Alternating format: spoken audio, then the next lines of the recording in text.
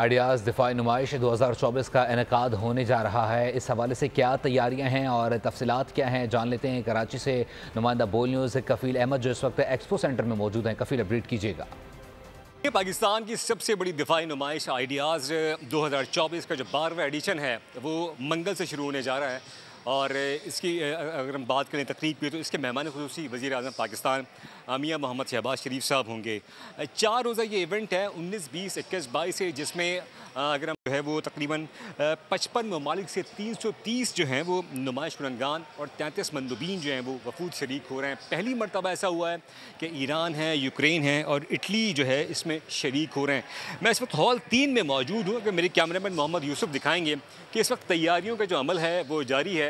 ये China defence के जो इस वक्त ये हॉल है, इस वक्त हम इसमें मौजूद हैं और इस वक्त तो यहाँ पर कुछ अफराद जो हैं वो काम करते हुए आपको दिखाई दे रहे हैं। जो सिक्योरिटी खासी हाई अलर्ट है मुकम्मल तौर पे, और जो 4 रोज़ा इवेंट होगा वो पाकिस्तान का दिफा, पाकिस्तान की सालमियत और पाकिस्तान को जो इस वक्त इमेज है वो दुनिया भर के सामने जो है वो भरपूर अंदाज में। कफील अहमद अपडेट करने के लिए सब्सक्राइब करें और बेल दबाएं ताकि कोई खबर रह न जाए।